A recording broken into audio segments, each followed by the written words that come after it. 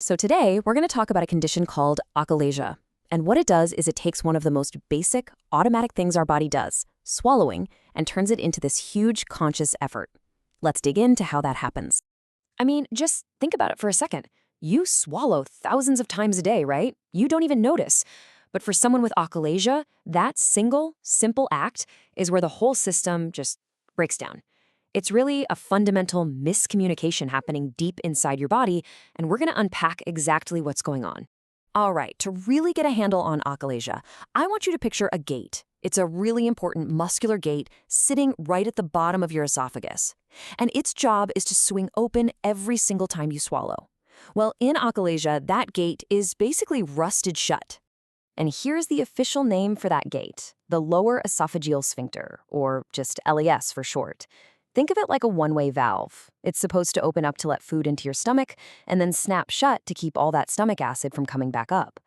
The core problem in achalasia is as simple as it is severe. That muscle fails to relax. It just stays clamped down, blocking the whole path. Now, this is where it gets really fascinating because this slide gets to the why. Why does the gate get stuck? It's a total communication breakdown. See, in a healthy person, you've got these specific nerves, inhibitory neurons, and they send a clear signal to the LES that says, hey, relax, open up. But in achalasia, those neurons have actually degenerated. They're just gone. So without that relax signal, the only message the muscle gets is the one telling it to contract. And that's exactly what it does. It squeezes shut and stays that way. So what does this actually feel like if you have it? Well, the signs are pretty much what you'd imagine from a blocked-up tube. There's trouble swallowing, of course, but here is the absolute key clue for doctors. It's trouble swallowing both solids and liquids. See, if it were just a physical blockage, you'd usually have problems with solids first. This difference is a major red flag. On top of that, you've got regurgitation of food that never even made it to the stomach, chest pain, and as you can imagine, often pretty serious weight loss. Okay, so with symptoms like these pointing in a certain direction, how do doctors actually pin it down and say, yep, this is achalasia? Well, it takes some pretty careful detective work, mainly because they have to rule out a few imposters first.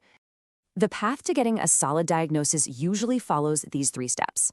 First up is an endoscopy. That's where they send a tiny camera down your throat.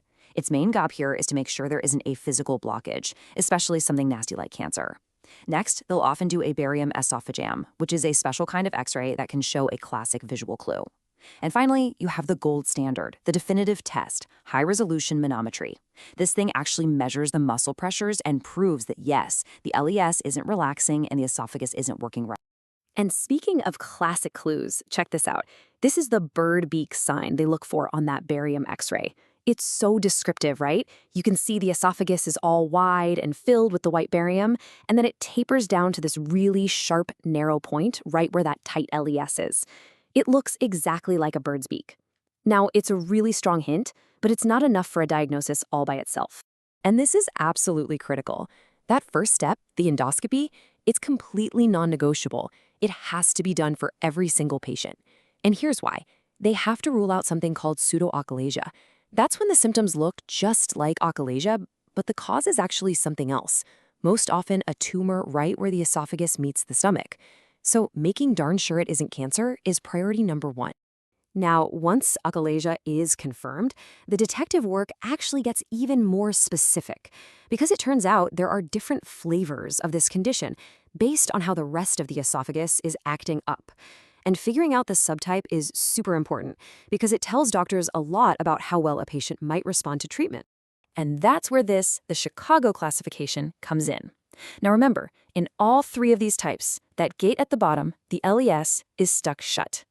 The difference is what the rest of the esophagus is doing. In type 1, it's basically just limp. It's flaccid. There's no squeeze at all. In type 2, the whole tube squeezes at the same time, which creates this pressure that can sometimes help force food through. That's why it actually has the best outlook. And then there's type 3, which is just chaos. You've got these spastic, painful contractions that are all over the place and are by far the toughest to manage. So, okay, we have a gate that's locked shut. The entire goal of treatments, then, is pretty straightforward. Find a way to get that gate open and keep it open. You can think of the different treatments as different kinds of keys, or maybe in some cases a crowbar to just break the lock. The main ways to tackle this are all pretty mechanical. You've got pneumatic dilation, where they use a balloon to literally stretch the muscle open. Then there's a Heller myotomy, which is a surgery where they go in and carefully cut the muscle to weaken it. A newer, really cool version of that is called POEM, where they cut the muscle from the inside using an endoscope, and this has become the go-to for that really difficult type 3. And finally, for patients who might not be able to handle those procedures, a simple Botox injection can temporarily paralyze the muscle and give them some relief for a few months. But forcing a muscle open with a balloon, that doesn't come without some risk. This number, 2%, that's the chance of actually tearing a hole in the esophagus during the procedure. It might sound like a small number, but a perforation is a life-threatening emergency. And that's exactly why you must have a surgical team on standby whenever this is being done. So what about just taking a pill? Can't we just pop a pill to fix it? Well, there are some medications like calcium channel blockers or nitrates that are designed to relax muscles. But it's really important to know that these are pretty much a last resort. They're by far the least effective options out there, and they're really only used when nothing else is on the table. Now, while all these treatments can work wonders, they're not really a cure. Achalasia is a chronic, lifelong condition, and living with it means you always have to be keeping an eye out for potential complications down the road. And those long-term risks are no joke, because food and saliva can just sit and pool in the esophagus. There's always a danger that it could get inhaled into the lungs. That's called aspiration, and it can lead to some nasty stuff like pneumonia. Over many years, the esophagus can get stretched out and become huge. That's a condition called megaesophagus. But maybe most importantly, living with achalasia for a long time significantly raises the risk of developing a specific and serious type of esophageal cancer. When you step back and look at it, achalasia really shows you that our bodies are this incredible symphony of signals, all working in perfect harmony. It's not just a plumbing issue, it's a communication issue. And it kind of leaves you with this bigger question, doesn't it? What does it really teach us about the whole system when just one of those tiny critical notes goes silent?